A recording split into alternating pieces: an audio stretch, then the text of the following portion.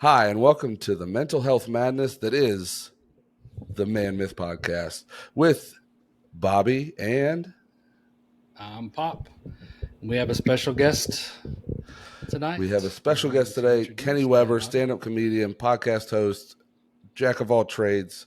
Catch him on tour with Zach Holmes, the Tons of Fun tour. I am going to personally be going to it when he comes to Pottstown, Pennsylvania, which I'm so excited for. Kenny's first passion was actually jujitsu, which I thought was like so interesting that you go from jujitsu to stand-up comedy. That's pretty awesome. He started his stand-up at the Rec Room in Huntington Beach. On his socials, it's Hey Kenny, it's Kenny, and his podcast is the Nice Bits podcast. If I'm remembering correctly. I have a Hey Kenny, it's Kenny podcast. Oh, Hey Kenny, Nice, it's Kenny nice, podcast. nice Bits is it's a live show, like it's a comedy competition that I put on. Okay, that's what it was. Okay. But yeah, so we are super excited to have him on here. My first time seeing anything to do with Kenny was he was talking about how somebody got at one of his shows got really pissed off that he had pigtails in his hair. And it was just one of those things that it was like, what? First of all, why do you care? Second of all, now the stand-up comedian has a whole new bit of making fun of you for worrying about his hair. So, Kenny, if you want to introduce yourself and let people know what's going on. Yeah, I mean, you covered most of it. I'm a stand-up comic from Southern California. I've been doing comedy since 2017.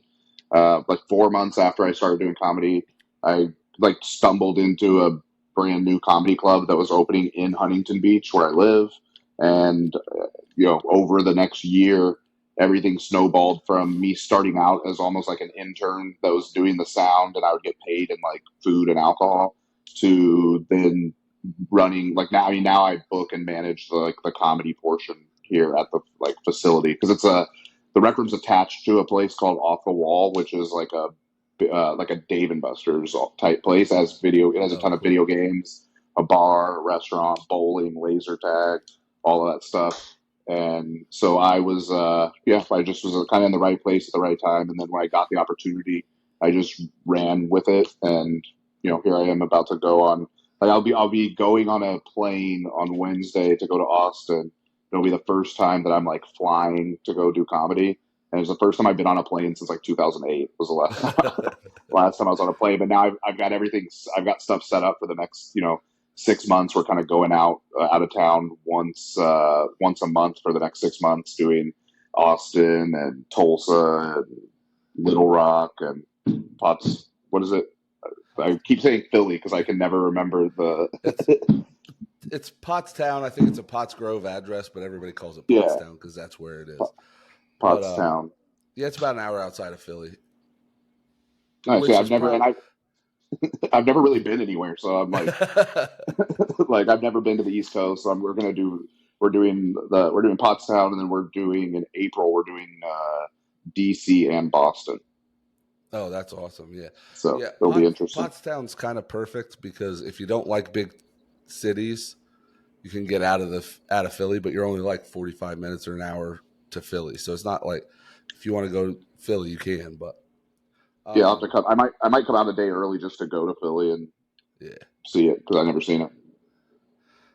There's a lot to look at. I don't know if you're like a history buff. Obviously there's so much stuff in Philly, but there's also, right. I mean, there's bars, there's clubs, there's comedy clubs, there's anything you can, art museum, all this stuff. I'm down to go everywhere except for that 100 yards that the Philadelphia Eagles occupy. Kenny is a Cowboys fan, but we will. Yeah. We're both bigger men than to let that. Yeah, of course. Of course. Yeah. So I was born in Texas, so I was by default a Cowboys fan. Born in, I was a young kid when they won the last 3 Super Bowls. So. Right. But I mean, I have friends that are from Philly that are Cowboys fans. So sometimes it's just it depends on the era you grew up in, really. Yeah, but God, that's got to be tough. Yeah, they don't care. They don't care at all. But today we're going to be talking about laughter is the best medicine. Obviously, having you on, I really, I didn't, I don't know if you've had mental health struggles as a stand-up comic. The joke is you kind of have to, to have some mental health issues to be a stand-up comedian. But I actually wanted you on just because all of your videos I've seen. Obviously, you're in Huntington. You're in Southern California. I'm in Yeah. Pennsylvania. I don't have enough money to fly across the country to see stand-up shows. But all the stuff I see on your like Instagram and TikTok and all that stuff, it just made you seem like such a a good dude, like just kind of chill and wants, not everybody to get along, but I feel like you could just get along with anybody no matter what's going on. And you're making people laugh as a profession is something that I think is such an awesome, like, it's an awesome thing, not just for them, but then you also get that feeling of, all right, I made somebody's day a little better. I cheered them up, all that stuff.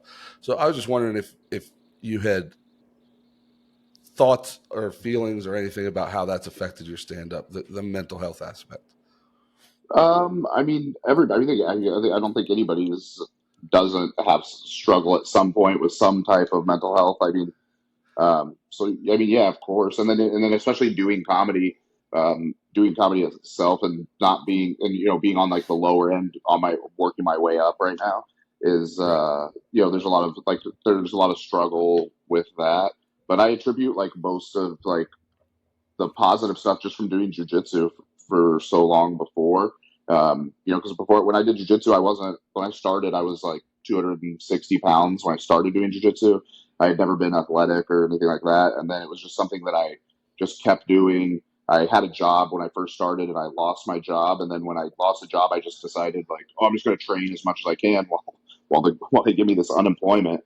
And I parlayed that into like training full time for like 2 years, and then became, I wasn't like, I mean, even to this day, I haven't competed in years. I'm like basically back in jujitsu, losing weight and trying to get back to do some competitions. I was never like a super good competitor or anything like that, but I am like I became much more proficient in jujitsu, and just doing that. That's the first thing in my life that I really ever started from scratch at and became kind of good at. And so it kind of made it easier to do something like comedy, where I was like much more like, that was like coming to do comedy was as though if I went to jujitsu and I was like, had wrestled in high school and was like kind of ready to do it. I had like some natural inclination to do comedy because I'm always talking shit. Um, but yeah, I mean, the style and and everything, as far as comedy goes, it's because I think it's just because I fall in the middle of like everything, like, whether it's like politically or just anything, where it's like, oh yeah, like certain things can annoy me about, maybe there's certain things. I guess I should say this. I really don't care. There's certain things that may annoy me, just like maybe a far right person, about the transgender movement. But I'm never like, oh man, we need to not have this happening, and I'm gonna freak out about it. And it's fun Right. to like poke. It's fun to poke fun at both ways, for the people that are super, like, the super liberal people that are pushing it down your throat. It's fun to make fun of them, and then it's fun to make fun of the far right people that like can't handle the fact that it's happening. So that's Right. Yeah. where it comes from. That it's just like, I don't know, just want to be more. I just would rather be silly than carry a message, if that makes sense, with comedy at least, with comedy at Right. least. No, I totally get, because I'm the same. I feel like I'm obviously not the same level comedically, but like with my stand up, I can make fun of the left and the right, and both sides are equally funny to me. Like I can laugh Yeah. at both sides. I'm not on one side or the other. But it's scary. Like I do open mic night. I do open mic nights, and there's usually like 20 people there, and 19 of them are comics. Like most Yeah. of it's just us getting in front of each other. So it makes it a little better. I can't imagine like some of these guys like up in front of 250, 300 people or stadiums, Like, and I know by the time you get there, you're obviously used to Yeah. being on stage, but still got to give you butterflies every time. Yeah, yes and no. Like, I think the hard part is, and I see this with a lot of comics, again, being in the lower end, you're dealing with like a lot of people that are just starting, a lot of open micers, or people that sometimes I have like done comedy for like I've done comedy for almost 7 years, and there's people that are like been doing comedy for 7 years right here next to me, but they haven't developed in the same way. And so when you're Right. going to perform for those, let's say you're performing like for 300 people, but you don't have jokes that you've done. I've done the jokes, over 100 times in front of audiences, and I know these jokes work, and it's just about me going and delivering them the way that I do. Right. And that You you know know, you it's can because you've done it 100 exactly. times. So, and once you do that, so I feel like that then I can go to any, go if it was 5,000 people, it's like, Right. oh, if you have me do 5,000 people, that's going to be like, I don't know, around 30 minutes or less of comedy. It's like I have all the jokes for that, and they're kind of either going to like it or not, and then you learn to bomb. Like that's a huge part, just learning how to Right. bomb, learning how to bomb without turning on the crowd, or learning how to turn on the crowd the right way so that they'll put up with it. Um, Right. but and then stylistically, it's different for everybody. I was lucky enough to come up in front of people, so it's like, imagine you've been doing comedy for 3 months, right? You said. Yeah.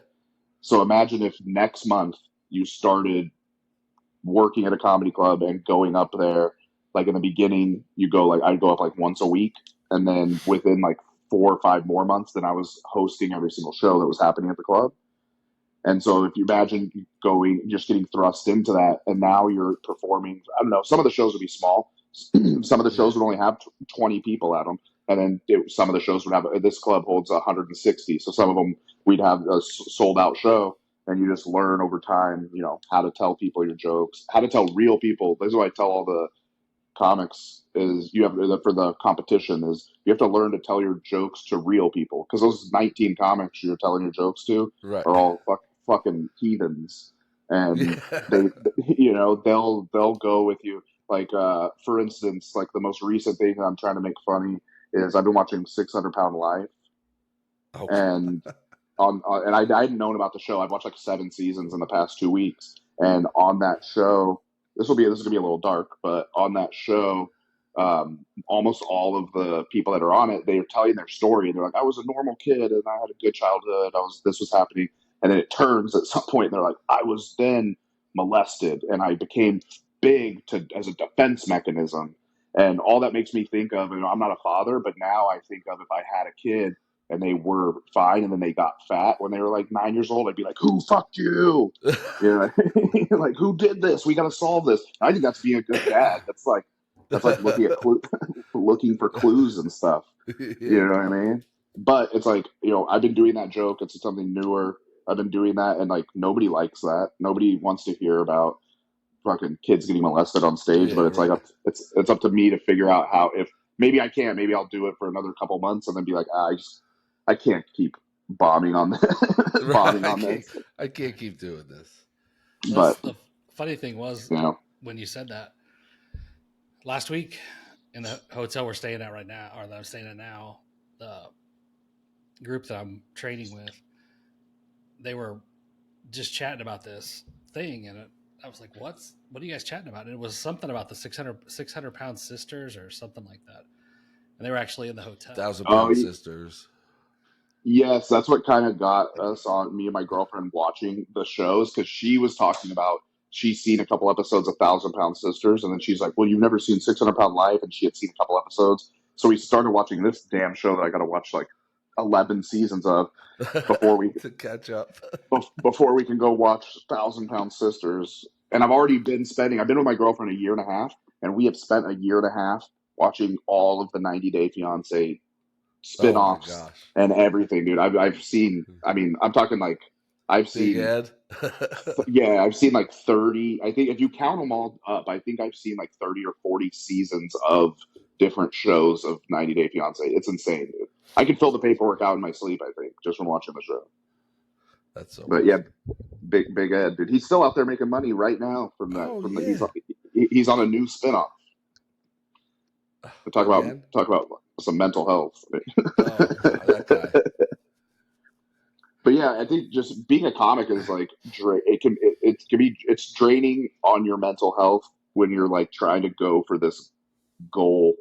You know what I mean? Of being a successful comic, it definitely Right. is. But like I said, something like jujitsu just kept me more like I think of it, not that I'm again like a super athlete or something, but it gave me more of that like athlete mentality when it comes to stand up. So when I catch myself being like, well, why didn't I get this? Why does this person get this? And I watch them bomb all the time and stuff. You just gotta like bite down on the mouthpiece and fucking just move forward. You know what I mean? Yeah. Oh yeah, for sure. I mean, that's what we've been dealing with that kind of on this. Like I see, like they always say, comparison's the thief of joy, but we sit here and we work our butts off doing this podcast, finding like things to talk about and trying to get it out there. And then you see some people just start a podcast where nothing's going on. They're not talking about anything.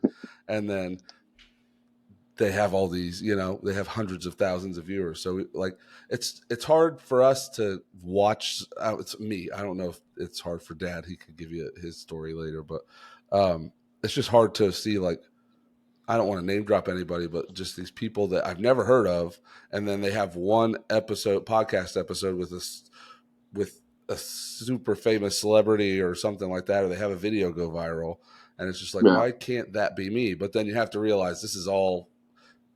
Eventually, it'll happen. You just have to keep grinding. Yeah, and podcasting is the endeavor of podcasting. I mean, like I tell everybody, if you're starting your podcast and you started it after like 2015, right? Anybody who started after that, you don't have a following or like some built-in, way that this podcast is gonna get listened Right. to. It's more of like an endeavor for yourself and have fun with it and all that stuff. And then if something comes of it, great. And like for you, Right. like you're starting to do comedy, so if you just keep plugging away at that, just keep having more comics on, and I mean, if you're chill and stuff, you can get some bigger comics to come on, especially like Yeah. this type of format where they can be on their phone and do the podcast and everything. Yeah. Like it's a lot easier than you being like, hey, than us doing something where it's like, hey, I know you're coming to Pottstown and you're going to be here for like 3 days. We got to fit in some time of us all meeting up and doing the Right. podcast, which Right. Well, I is mean, it makes more it difficult. easier. My dad's in Louisville. Or are you in Louisville or Lexington right now? So he's in Kentucky and I'm in Pennsylvania. So we have to do that. Right. Even when it's just the two of us, we have to do it like this. Yeah. But Dad, you're awful quiet over there. I'm just listening. I've got like we've talked about before, and a lot of times when we've talked about it, we've met with people that have that. We talk about the mask quite often, and some of the comedians that we've talked to, and some of the people in all aspects, they kind of cover up, or they use that as kind of their way to present things into, if something gets a little serious, they add humor. And I'm not just talking about comedians, and I like the way Kenny was talking about being in the center, because that way you have both sides to make fun of. And there's so much material out there now, because for me, the media focuses on the extremes on both sides. They don't want to look at the middle, because the middle's kind of like, what's going on? How do we get out of this thing? But wearing the mask is one of those things. I think it's a coping mechanism that kind of lets them either enter a conversation or change the direction of a conversation if it's getting too serious. So, I mean, I've done that all my life, and I know Bobby always seemed like he was upbeat, and he was like always trying to throw the joke at everybody, but underneath we know he was hurting. And we've always said masks aren't a bad thing. They're a great thing to have, as long as you know you're using them, and as long as you're doing it for the reasons that you're aware of. And I think back to one of the guys that I used to work with did the USO stuff for the troops, and that was one of the things that they look forward to, the music and the comedy. And it was just like it almost brought him back to, which is kind of funny. It almost brought him back to the real world in a way, right? Where they were like, okay, we've seen all this stuff going on. We're having to do this, and then all of a sudden, this comes in, it just kind of like it recenters, I would say, and that's what I like about a lot of the comedy. And I mean, I'm pretty particular about my comedy, what I can laugh at and what I don't laugh at, but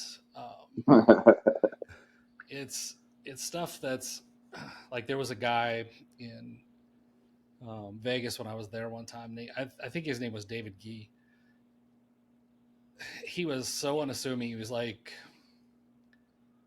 just this like half bald white guy that kind of chubby, and it was fun. It was his stuff was so dry, it was so funny, but it was like he didn't even like Jackie Chan when he's fighting. Sometimes it's like he's accidentally kicking everybody's butt.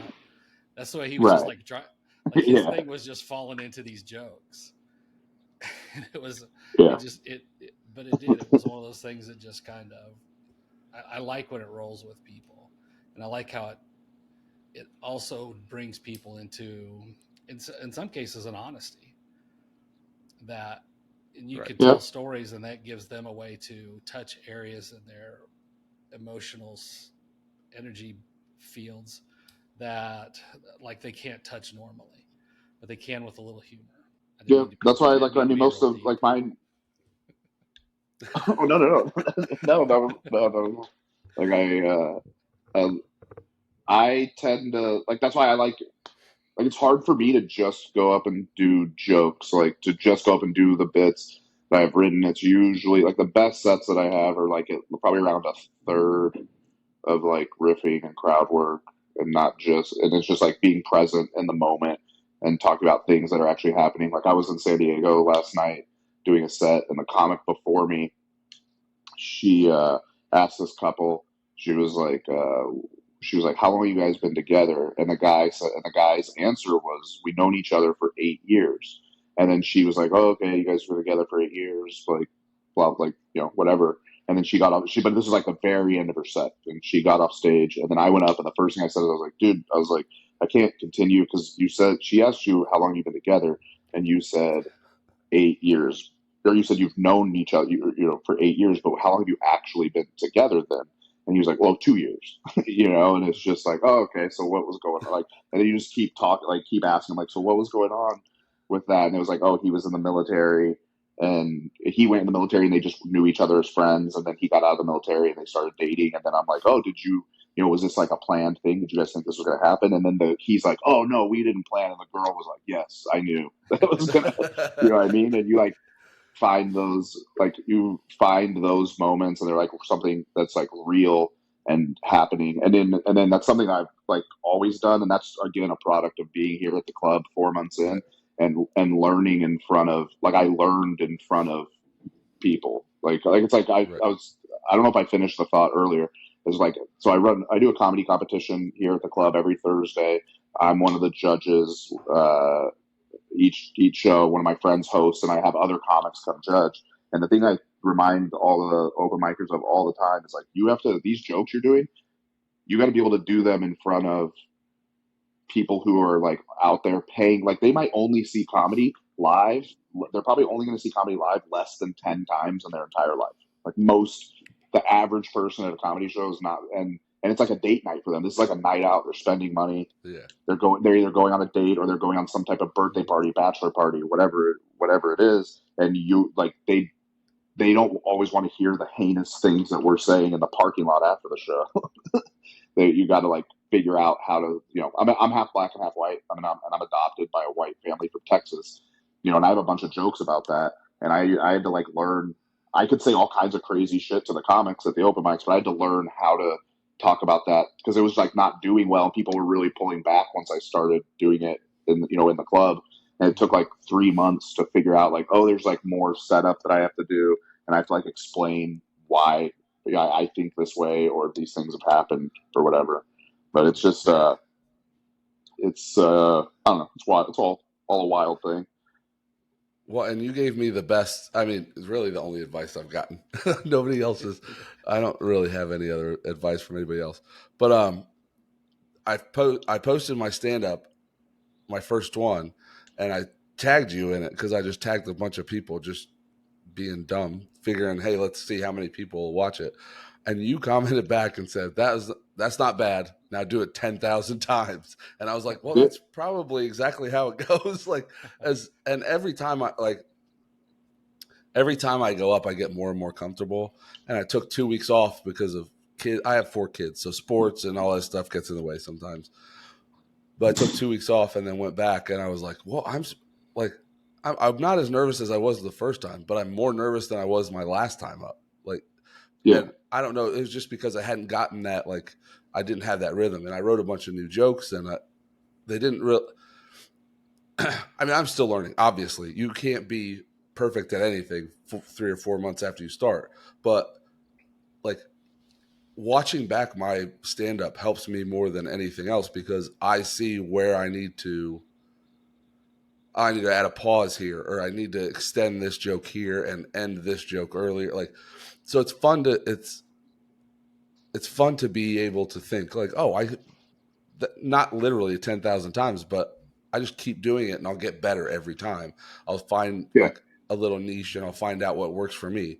So it's been fun, but Yeah. that was Usually just like, my recommendation is for like to most of the new comics is I say for a minimum of 6 months, but I think for most people it's like a year or so. But it could be like I've seen some people that come in and they already are just they're kind of they're a little bit more inclined, but and so it can be like 6 months. So somewhere between 6 months and a year, where all you need to do is go up every day that you can. Like if you can go, like you need to go up as many times, and you don't even really need to put much more thought into it other than I'm gonna get stage time. Like I'm gonna go up, right. and then after you've done that a ton of time, like after you've done that, like I think the first year I did.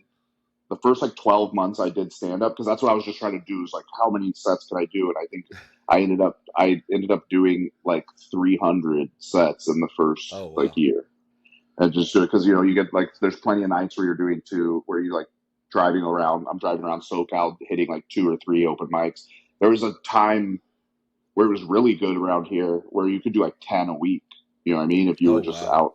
out, if you were out hustling and everything. But it's Yeah, like yeah. just get up as much as you can in that time, and the rest will take. It's the same as jujitsu when you're a white belt. Just show up to class. Like just show up to class, Right. and you're gonna if you look back after a year, you're going to have absorbed knowledge. You know what I mean? Yeah. But you can't like you. It's almost like people trying to go straight into college. It took everything, all the other school to prepare you just to know how to go to college. If that makes any sense. Right. Like know how school works better when you go to college. If we just go straight to college, you don't even know how to go to school. You know what I mean? Yeah. So, but I feel like I've strayed off the topic of mental health. Well, and we always say like I told you before we got on here, we're gonna have a thing to talk about, and then we're just gonna go wherever the conversation takes us. I think it's more. I'd rather it be more natural and more fun than like of, very of, strict and talking about it. But of I course, mean, I would. when I go to open mics, it helps me mentally, and it also gets me to a place with other people that want to make people laugh because I've always been that person. Like even when I was a little kid, I would always wanted to make people laugh, and I always loved making people laugh. So now getting to do it in front of guys that are becoming my friends Yeah. is a lot of fun, and it's an outlet. So if there's something that like I think is funny, it also shows you other people like some things like you said about you being half white, half black, and being adopted by a white couple in Texas, a white family in Texas. Some people didn't find those jokes funny, and that just shows you. But some people will find them hilarious and go with you on that, like down Yeah. that road. But it's just so interesting to see how so many different opinions can fit in one room at a time. Yeah. For Yeah. me, and it's just because some jokes I'll tell, and I'll have 5 or 6 people that are hysterically laughing, and then I'll have some people that are chuckling, and then some people that are like, I didn't like that one, and they're sitting there like this. But it's Yeah. just so much. It's just so much fun to get up and have that outlet of just release. Mental health wise, this is like a huge change of gears, but I feel like mental health wise, I think like one of the most like damaging things right now is these fucking like the wars and how it's going on social media. Like, especially even for me at this point, I like kind of, I won't say that this is necessarily the right like mindset to have, but it's like after that whole hospital fiasco this week in Palestine, like I had to like after like 3 days, I just had to wash my hands of this and be like, dude, I'm gonna concentrate on jujitsu and comedy, and I can't be into this because you can't like tell what's real, what's not real, especially because I don't, like I said, being in the middle and kind of just trying to figure out like who is wrong, who is right, what is this, this has to do with this has to do with 70 years or more of fucking history. And you know what I mean? Like, it's wild. It's all, so wild. And I think it's very damaging to everybody's mental health that's caught up in it. Oh, for sure. I think just watching news itself, like I was watching one of the guys that I see on TikTok from time to time, and he was talking about that Israelis and how they're going to be sending money, and I was like, did they rebuild Maui? Right. What happened there? Right. But it's the spice of the week kind of thing. Yep. And people predicted that politics needed a war coming up because of the elections, and then all of a sudden these, with the money we're sending to Ukraine, and I'm like, it's very, it is. It's depressing. And I think that's sometimes why a lot of times with social media, the TikToks and stuff like that, people will gravitate to the things that make them emotional, one way or the other. And it's damaging. There's all kinds of studies on it. I almost hate to say there's science on anything anymore. Well, scientific. We were paid by. So the way that I work with people in other ways too, consulting and stuff, and almost all the time I tell them I just don't watch the news. That's the first thing. Drink a lot of water and don't watch the news. Those are the things because it's just like that's it. Well, everything that's on like social media and everything that's on the news, it's like if I don't take that in, like I don't see any of that stuff in my day-to-day life. Like I don't see like people like I don't see like the left and right clashing in my day-to-day life. Like the worst it is, I live in Huntington Beach. It's there's a lot of like Republican people here, and so you just get like it's just like a comment in the store, when you're checking out or something. Somebody sees like, oh, this costs this much. They're like, oh, that cost you that much? Oh, thanks, Biden, or something like that. And I just like laugh it off, and it kind of tells a lot about people's perceptions. Or people always trying to get that little comment in there, but like there's no real besides like inflation and shit, there's no effect there's not really an effect to my sanity. Maybe there's an effect to my pocketbook or to shit like that, but I don't care. I don't care about that nearly as much as just being like bummed out, and then also being like, Israel was lying, look at that, and then be like, no, they're not, they released a recording, and they're like, nope, the recording is fake, fuck, like, you know what I mean? Like, what's like, you never know what to believe or what is going to be disproved the next day. And I'm not saying that wars are good or but I can't sit here and be like, oh, well, this is how it should be, or this is who's right and this is who's wrong, because like you said, you don't know the facts. We can't. And this has all just been worse in the past. As much as these are like atrocities, and it's very, very terrible, and hopefully nobody has to die or anything like that. It's like this was just a lot of this stuff is just stuff that we wouldn't know about. Like sometimes I kind of. Like some of the, like, again, maybe not the right thought, but I just feel like a lot of times my answer is, what did you think war was? Like, what did you think? Sure. What did you think war was? What did you think terrorism really is? Like, what do you think it would be like if we all had iPhone 15s on 9/11? Like, what do you think we would have seen, from that? We would have had videos of the fucking people jumping out the window with their fucking phones on the way down. Yeah, for sure. Live streamed to Facebook. Yep. Like, we would have had like all kinds of insane, to to the level of that day, if we had social media on 9/11, they probably would have shut it down. Oh Like yeah, I don't think. literally. Well, you would have had people streaming on the planes. They Yeah. would like they would have. Yeah, it would have been a complete nightmare for the terrorists if we had iPhone 15s. But Yeah. Oh, my 9/11 joke. My 9/11. That reminded me of a joke that I was doing for trying to do that never like took legs. Because again, 9/11 is not something people want to like talk about all the time.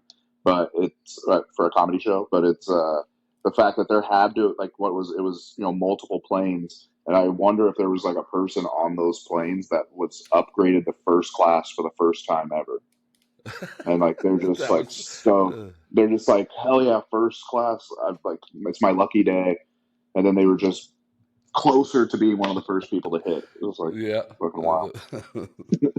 Could you imagine But being first class, first one in? yeah, It seems like a lot of material though, but it like you said, there's that you kind of have to have that sensitivity, but also keep the awareness up. And I think a lot of people Right. when they get lost into comedy, or they start, because words affect people differently, and there's some words that you can say that really irritate somebody. The same word may irritate somebody, but not somebody else. It just depends on their meaning making of it.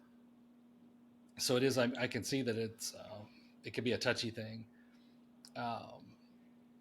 in some manners, but it also has to be a place where you have to be.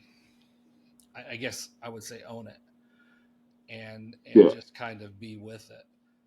and see, and then that is true, but also you have to like develop like enough for like the crowd to like the crowd has to like you, like you know what I mean. Like they have to like you. You have to develop enough to where they like you can know okay this crowd likes me, so I can say these things, and they're not gonna just. And there's so many comics that don't do that.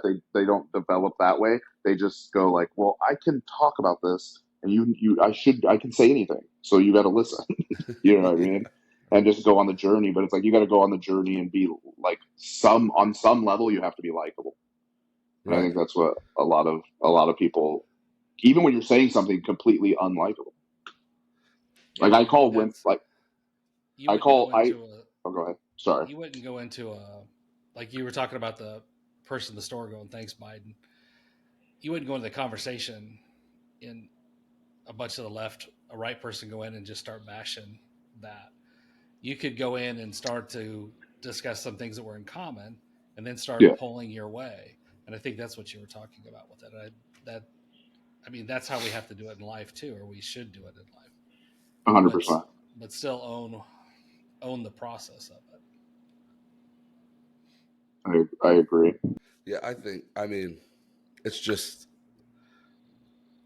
I'm not saying anything's going to come of anything, but it's just going to be a fun ride dealing with more and more people, hopefully. Even if from the first time I did an open mic to now, there's more people coming every week. So it's been a lot of fun to like watch that grow. Joel has done something that I don't think anywhere else has really done, but it's a lot of fun to watch. I wanted to go see him before he moved to Pottstown when he was in Royersford, and now he's in Pottstown and he has the dome and he has a 1,000-seat room and then he has a 250-seat room, which is where we do our mics. But it's just there's so much stuff going on. Like he is such a hustler and in the best way possible. Like he is finding every way to make this thing work and be a positive place. So it's like not all the comics, but like all the hosts and all the like regulars that come are all just a bunch of great people. They'll give me notes afterwards. Like they'll talk to me about my set and like tell me what was good, what was bad. Oh, hey, this is another angle you could like. I have 20, 30-minute conversations with these guys after I do my set sometimes. And it's just such a great place. So I'm kind of lucky that way. I feel like some people when they start, they might not be around such a supportive group, so they could just get like backlash all the time, which is going to make them not want to do it or think they're going to fail. But you never know until you try. Yeah. How old are you? I'm 37. So, I am too. I started. I started when I started when I was 30, and that's another thing I attribute to like being able to have this like so far limited success that I've had. Is that's a big difference because you are going into it with a much better head on your shoulders than like a 22-year-old, a 25-year-old, and so you can usually get more advice and get more like real conversations rather than like. And I think that's like a big thing that's like helpful because you're more willing to listen. Right. More just an adult, a true, Well, yeah.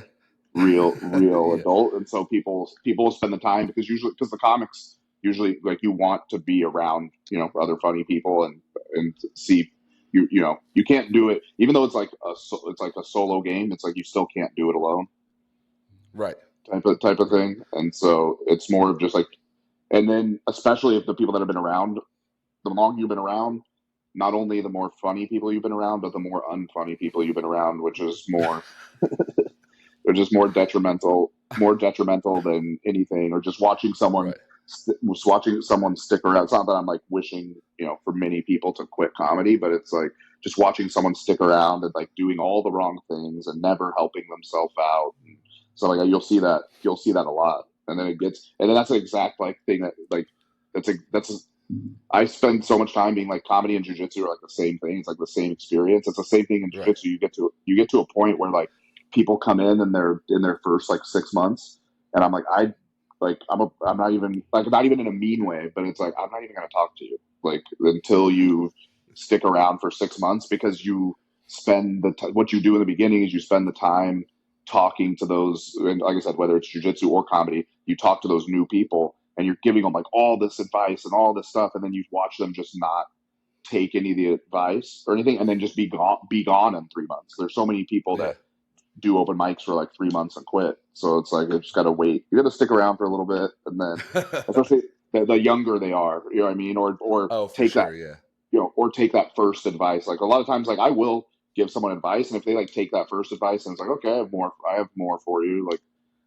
and stuff like that. But it's hard when people, everybody enters comedy thinking they're unique, and we're basically all the same. Like we're all every thought that you had, like I'm sure when you go to your first open mic, 90% of the comics are like, you know what I want to do? I'm going to get there early and I want to go up last. Like I want to go up at the end. You know what I mean? Like, cause they want to watch everybody go up, and then they feel more comfortable. They think, and they just, like, oh, I just came to watch today. They come to like 10 open mics and just watch without even going up.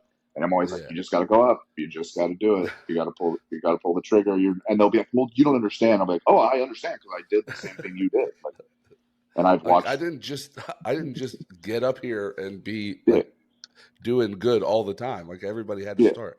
But my first time go on. Oh no, go ahead. I thought I was original when those thoughts myself when I had them, and then I realized after I watched 10 other new people have them, I'm like, oh, this is just what we all do. Yeah.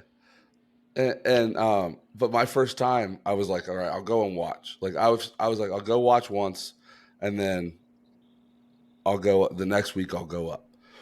So I go to the open mic night and there's like 75 people in the open mic. And I was like, what is happening? And one of the guys I met outside was like, oh no, there's a guy that's like local that's like popular in Philly who's coming here to do open mic, and all of his friends are from here. So they were all older. Like it was like 55 to 60-year-olds just the whole time.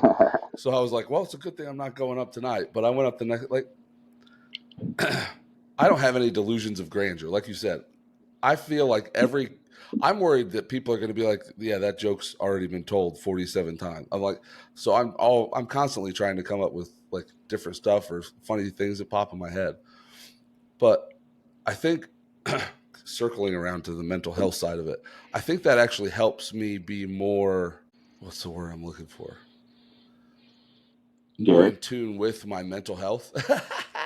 Like it helps me realize what's going through my head isn't just about, like, it's not just me having these thoughts. It's not just me going through this through shit. Everybody does. And when you watch stand up, you see all these like different ways people have gone through shit and turned it around and either made it jokes or displayed it in a funny way. And it's just such a great way to get that not only off your chest, but out of your mind and keep your mind out of the gutter and towards those negative thoughts and try to put it into something positive. Yeah, that's good. Yeah, that's good. Do you guys have like bringer shows out there? You know what that is? Or like bringer shows, like they definitely have them here, and they have them in like in LA, like in Hollywood and stuff. So like a bringer show is like there's a producer that produces the show, and what they do is they typically get like 10 comics, and they all go up and do like 7 minutes, and they have to bring people to the show. Like if it's like usually an agreed upon number, so it'll be like you have to bring 5 people, and they'll be like, give me what are their names? They'll check them in, be like, okay, you bought your ticket, and like if you get I've seen this. Like you get 4 people, they'll be like, "Sorry, dude, you can't go up." And your people are there. Your 4 people. Your 4 people are there to watch you go do comedy. Yeah, they'll be like, "No, dude, it's 5.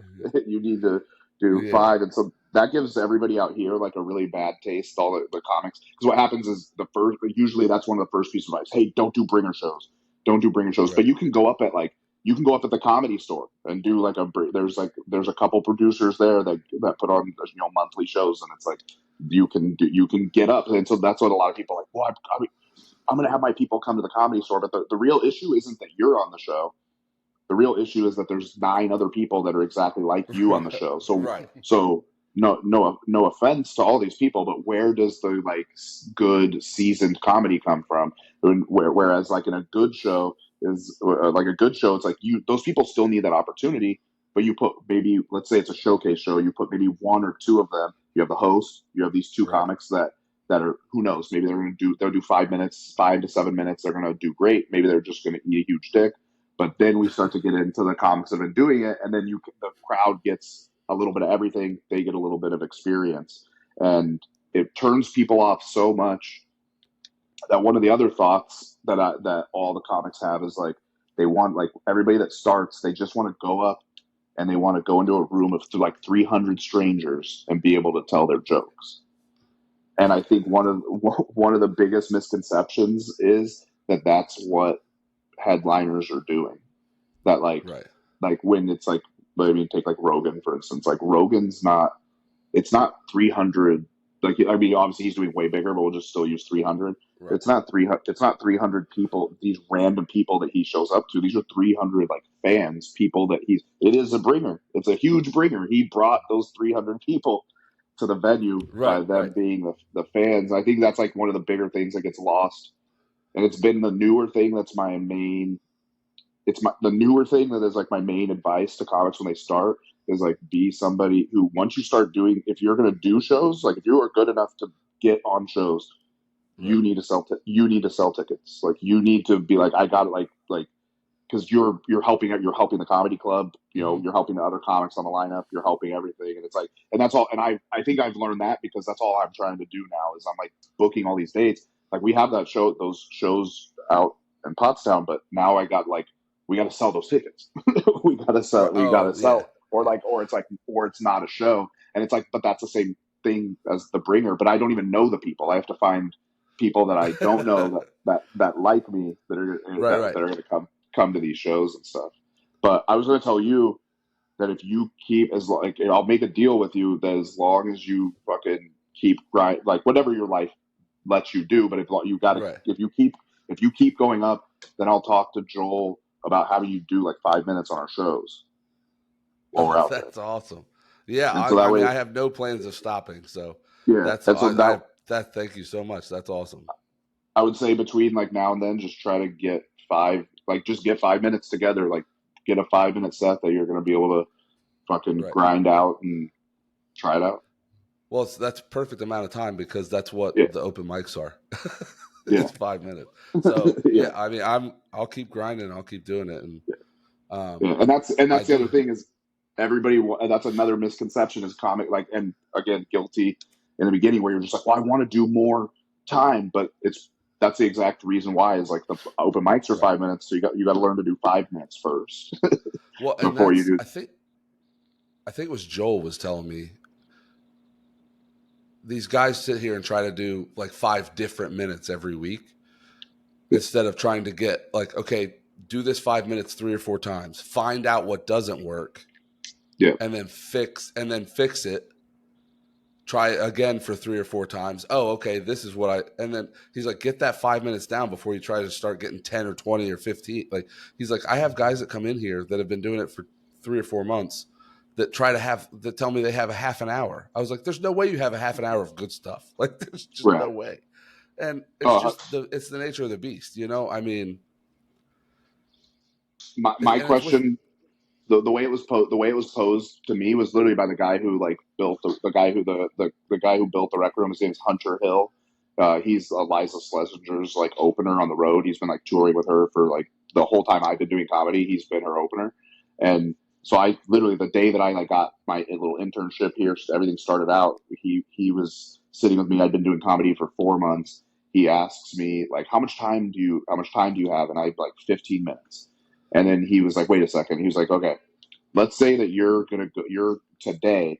going up in the original room of the Comedy Store. And he was like, who's your favorite comic? And I was like, Dave Chappelle. And he's like, all right, so you're going to go up in the original room. Dave Chappelle's sitting in the back of the comedy club. Like, how much time do you want to do? And like immediately I was like, oh, 5 minutes. Like, you know, yeah, and like then 5 minutes. and then he was like, well, that's how much time you have. And I was like, oh, okay, that's true. It's not like what is everything that I can remember to say that I Right. think is funny on stage. It's like how much actual like jokes do you have that that work more often than they don't work. Right. Well, and And it's that's like oh, go ahead. that's I get told more often than not when I do my sets that my reactions and like interactions with the crowd is what is funniest when I'm doing it. They're like, your jokes are still like, your jokes are fine. Like, but Yeah. what really gets the crowd laughing is when it's like an interaction with somebody, or like I have a reaction to somebody else's reaction of my joke. So it's been like, I have to find that happy medium because I can't just do 5 minutes of me reacting to the to the crowd. Right. So I Exactly. have to have something to get them. But it's been, yeah, I'm definitely going to be pushing. I'm hoping to start doing twice a week at 2 different places, but Yeah. we'll see Yeah. how I that mean, goes. and that kind of thing is you don't get to like. That's another thing. That's like another like correlation with like jujitsu is like I'll put it like so when I first saw the UFC and I wanted to do jujitsu because I thought all the grappling was like the coolest shit, and I specifically was like triangles are sick, like triangle chokes are awesome, right? And I showed up to jujitsu, and then I realized that like within like a month, I'm like, oh, the triangle is like something for guys with long legs. Like Yeah. I have like short, thick ass legs, and that gives me positives in other areas. But Right.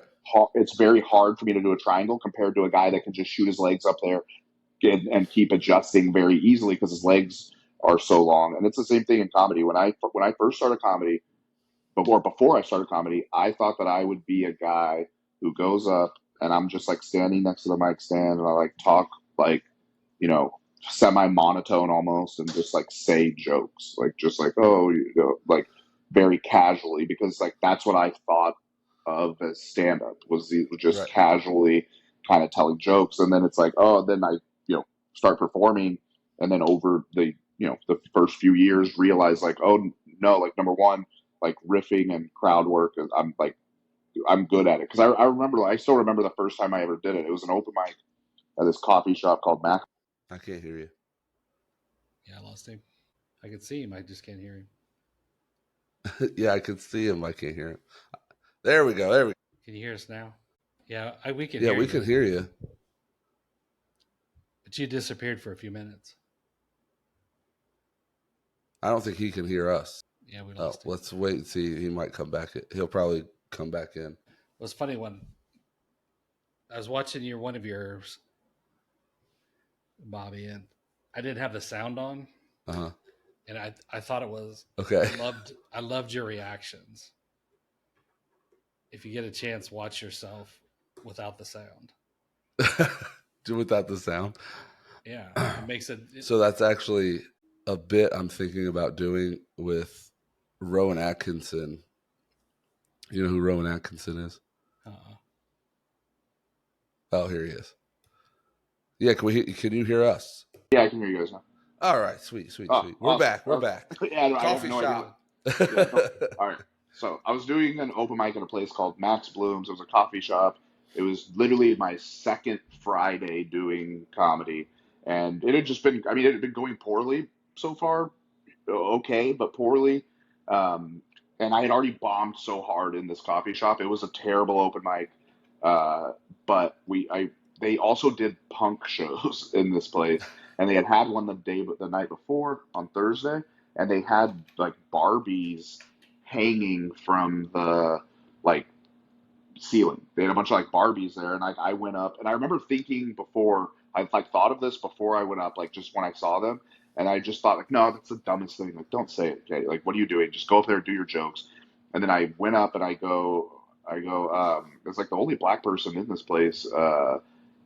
The hanging dolls by their neck really creeps me out, and it did great. Like everyone laughed, it was so good, and then I bombed for how the other rest of The that 5 minutes remainder just bombed so hard. Nobody laughed at a thing that I said. It was terrible. And then from there, that happened like 5 more times over the next like few weeks, where I would say something just like whenever I was really thinking from whether it was something that the host said, something that the last comic said, something about the venue, or something that had happened that night, and every single time it worked.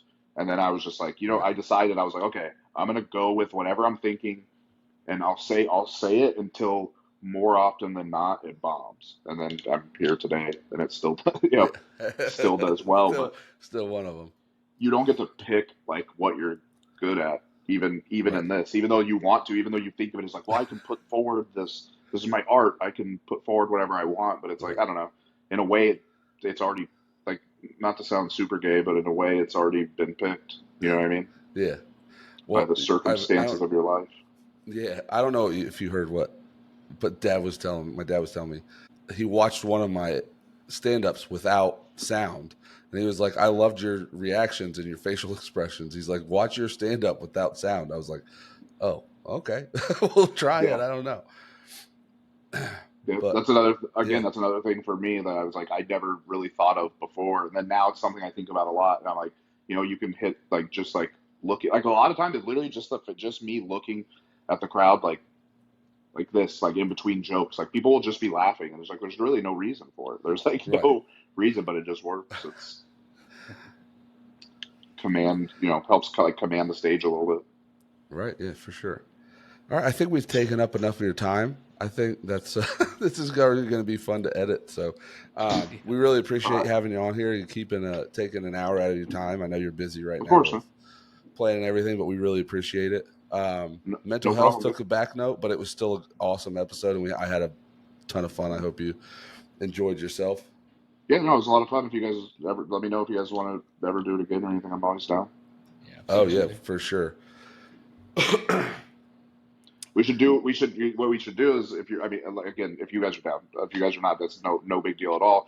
But we should do maybe like in like 5 or 6 weeks, do a couple of like do them every 5 or 6 weeks or 4 weeks until you do your set, and we can see how things would Yeah, we're go. down. That'd be awesome. Yeah. Yeah, So I'm excited to see you perform. Um, I have not seen any of Zach's stand up.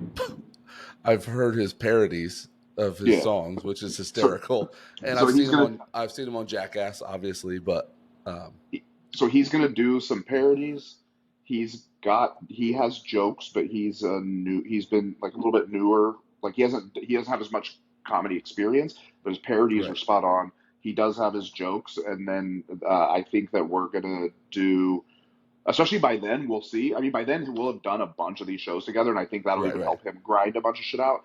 But one of the things that we've done, and I think we're gonna keep trying to do, is do like a Q&A at like Oh, the awesome. end, and so it'll probably and so that way like we'll be on stage together, and then I kind of just help facilitate the Q, and the questions are for him obviously, but I'll facilitate, like pick people, and then I usually just make. I have like Right. one clip of us doing this in Bakersfield out here, and it's just the person asks the question, he answers it, and then I make fun of the person who asked the question. So it's like That's works awesome. out perfectly. I It's mean, fun. So, it's what works. That's all that matters yeah, is if it works. yeah. But yeah, we For sure. appreciate it. Dad, you have anything else to say? No, I'm good. I just enjoyed the interaction between you two. It's awesome. Oh yeah. I'm glad. Well, thanks for having me. You Yeah. can. My website is heykennyitskenny.com, and over the next 6 months, I'm going to Austin, Tulsa, Little Rock, Pottstown, DC, Boston, and I'm be in Arizona as well, Chandler, Arizona. So Oh, sweet. I got some. if I Yeah. you're got So some watching go this, friends. and go get your tickets. I got friends in all those areas. I'll let them know. let them all know. Yeah, It's a big bringer show for me, so I that's I right. gotta sell those We things. got to start. Get the But bringer. You're thank you gonna guys get for to having me. You're gonna get to DC. There's gonna be like 4 tables of like 65-year-old guys. You're gonna be like, wait a Oh, I'm down. second. I'm down. I'm down for it. And just remember, You're not broken, and you're not alone. pew.